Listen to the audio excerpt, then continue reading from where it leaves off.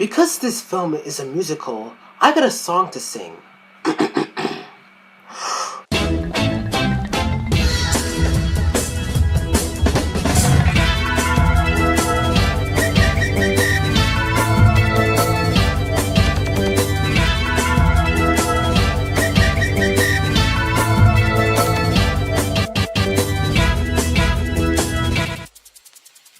That was rude.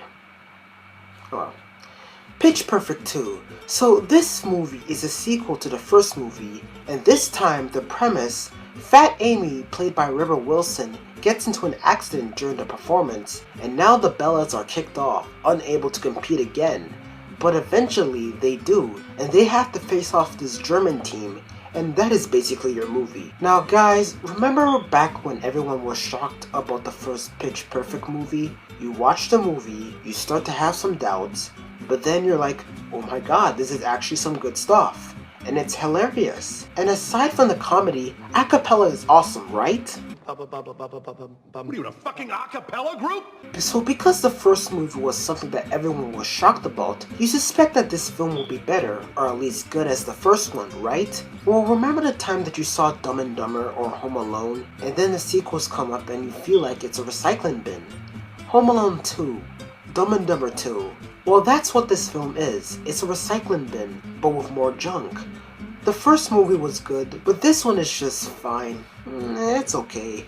Now, the good thing about this movie is of course the a cappella and the singing, and it's just as great as the first movie. And then you got Anna Kendrick, who not only is a part of this group, but she also get into this internship job, and this is the part of the movie where most of the jokes just hit.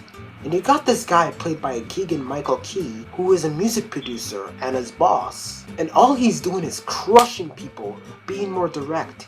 He criticized this guy, plunging him to the ground, and he's basically a total a-hole, but he's sort of likable. Now he in fact turned to Anna. Now, she wants to be a producer too, but the guy gives her motivation in his attitude-ish way. You got to do this. Now this scene was put together well, and as for the jokes, they come. You will still laugh more than you laugh with Hot Pursuit. Some of the jokes are executed greatly, and some just don't work at all. Now Rebel Wilson, still being Rebel Wilson, jokes about her fatness because, I don't know, fat people are funny, just like Paul Blart.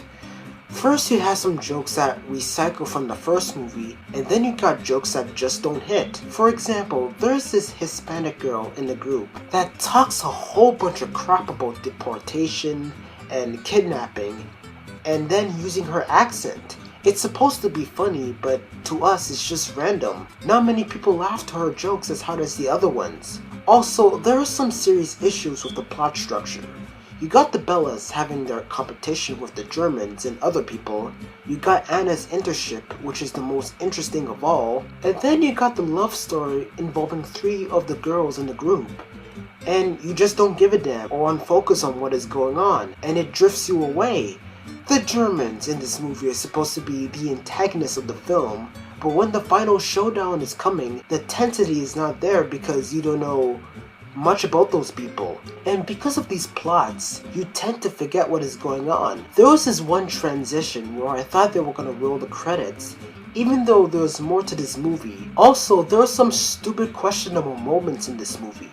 For example, there was this moment where the group lost their voice, and they had to go to this boot camp, and they got their voice back by walking on logs and sliding down slides. What does this have to do with training? It's like training for combat, but all you do is sit down and play Call of Duty. But in the end, they pull it together and they're ready for the show. The thing I could say is that if you are a fan of the first movie, then check this one out too. You will still have a good time, despite the fact that there are great things shredded compared to the first movie. You will still have a good time, you will still have laughs, sometimes. The thing about comedy sequels is that it's hard to live up to the expectations of the first movie. 22 Jump Street did that well, and I think it's better than the first movie. You won't have that experience, but you'll still like it. 6 notes out of 10 for this movie. So that is my take of Pitch Perfect 2. Thank you for watching. More views on the way.